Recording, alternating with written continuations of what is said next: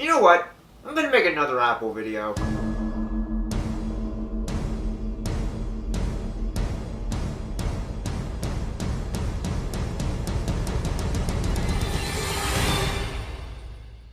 iPhones. What is undoubtedly the most iconic smartphone in the world. Everyone knows what the iPhone is. I mean, who wouldn't? It's the smartphone that changed what we defined as a smartphone. Now, some people may think I'm exaggerating, but let's be honest. If I were to show you these two phones that were released in the exact same year and ask you which one you think is the new one and which one you think is the older one, I guarantee that everyone would choose the one that looks like a smartphone because that is the standard of what we consider a phone to be now. And whether or not you realize this or not, every passing day we move further and further away from what we used to call phones. And whether or not you're an Apple fan or an Android user, you have to admit, when Steve Jobs walked out on stage and revealed the very first iPhone, it literally changed everything of what we considered a phone to be. And before we even knew it, the iPhone changed the standard of what we consider phones again back in 2017 with the iPhone X or iPhone 10, whatever the hell we want to call it. So here's the question that no one really asked. Is the iPhone 10 actually still good in 2021?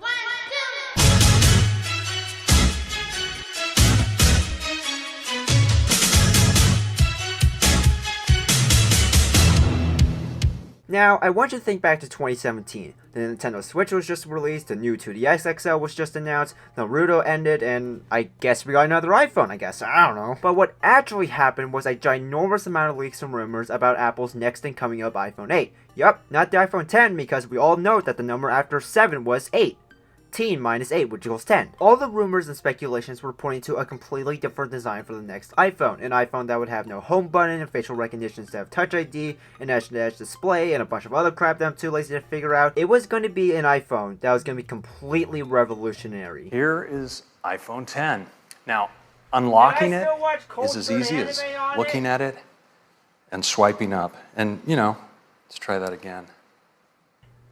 Ho ho ho. God damn it! I just want to know if I can watch cultured anime on it.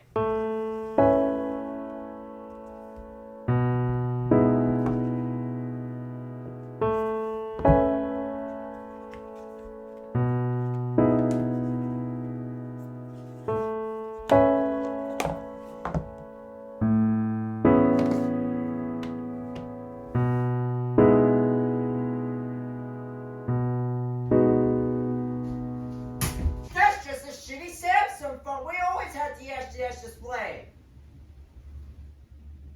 Dude. But anyways, besides all the memes that the iPhone 10 created, the iPhone 10 was actually exactly what everyone expected. An iPhone that would have an edge-to-edge display, facial recognition instead of Touch ID, an OLED display instead of an LCD one, wireless charging, still no headphone jack. Remember when people still complained about that? Good times. And the fact that it's still an iPhone. Who would have fucking guessed? Which renders this entire goddamn script that I wrote completely fucking useless. And what do you know, it would only cost at the very low price of... Oh shit, really? Despite the fact that you literally had to pay $1,000, I hate the fact that's not even a joke anymore, for Apple's new flagship smartphone, you really can't change the fact that the iPhone 10 literally changed the smartphone industry, very similar to the very first iPhone 2G that was released back in 2007. I mean, think about it. What high-end smartphone still has a home button, a huge screen bezels, a headphone jack, or even just a single camera? What we consider the standard for a smartphone has drastically changed. So, I guess this leads into the question that no one really asked. Is the iPhone 10 actually still good in 2021? Well, I don't want to be that guy, but to be honest, the answer to this question does seem pretty obvious, because I mean, I've been using this thing for about the last week or so, and who would have fucking guessed? It's another goddamn iPhone. Compared to my iPhone 12, well, yeah, of course the 12 is going to feel much faster, much snappier when I launch apps like YouTube, Twitter, Netflix, and Minecraft, I guess? I don't fucking know. And when using iOS on the iPhone 12 compared to the iPhone 10, yeah, the iPhone 12 is going to feel faster than the iPhone 10, but not to the point where there's going to be an actual legitimate difference. Hell, I even had to run some tests twice just to make sure there even was a difference. Despite being nearly 4 years old at the time of recording this, the iPhone 10 is still one hell of a phone. Now, whether or not you want to praise the iPhone 10 for being a well-designed phone, or just Apple not doing anything new is up to you. But enough of all this analysis crap that most of you probably don't care about. Most of you probably just want to know the stuff that's actually useful. For the iPhone 10 specs, we have the Apple A11 Bionic SoC, a 3-core GPU, 3GB of RAM, 64 or 256GB of storage, and a 2716 mAh battery. Now, I'm not gonna lie, but most of these specs are pretty damn similar to today's iPhones. I mean, yeah, the iPhone 12 has the Apple A14 Bionic, 4GB of RAM and a 4-core GPU, but realistically, no one's actually going to be able to tell the difference. Only people who use their iPhones for heavy workloads such as video editing, Photoshop, and gaming will start to see that the iPhone 10 is starting to show its age, especially when compared to newer iPhones and especially when compared to the M1 iPad Pro. And for those who really like to see numbers, here are some Geekbench scores, and compared to an iPhone 11 and especially compared to the iPhone 12, yeah, the iPhone 10's age is starting to show, but not to the point where it's actually bad or anything. So if you are going to buy a used iPhone 10, don't expect to be able to shoot and edit your next blockbuster movie on it, because if you are expecting it, why? Just why? Are you okay? To be honest, no, not really. Oh, okay. Here's a dojo now to make you feel worse. What? Now for the screen, the iPhone 10 still has by far one of the best screens you can get on the market, mainly because, well, it was designed to be the best. I mean, how could it not be with the amazing name of Super Retina? Wait a minute, isn't that just an OLED display? Don't tell them that, we don't want them to know. Now for the actual specs, we have a 5.8 1125 by 2436p display, a PPI density of 458, 625 nits of brightness, true tone, P3 white color display, and all the other crap that we always see on iPhone screens. It's really not that different. Now, we kind of do take for granted how good phone screens have gotten in the last few years, but when you think about it, when Apple first stated that the iPhone 10 was going to even have an OLED display, everyone just started losing their absolute shit, despite Samsung already having an OLED display ever since the very first Galaxy S.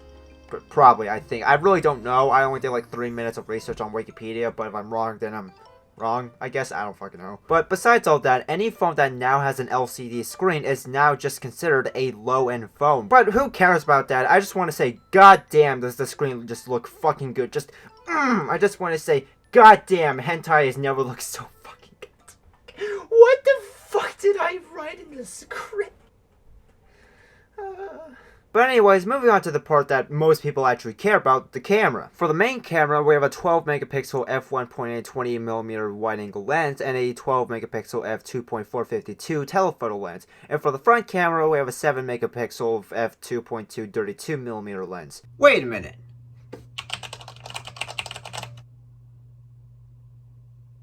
You serious? Yep, that's right. The camera on what used to be a $1,000 phone is the exact same as the camera on a $400 phone. Man, times really have changed.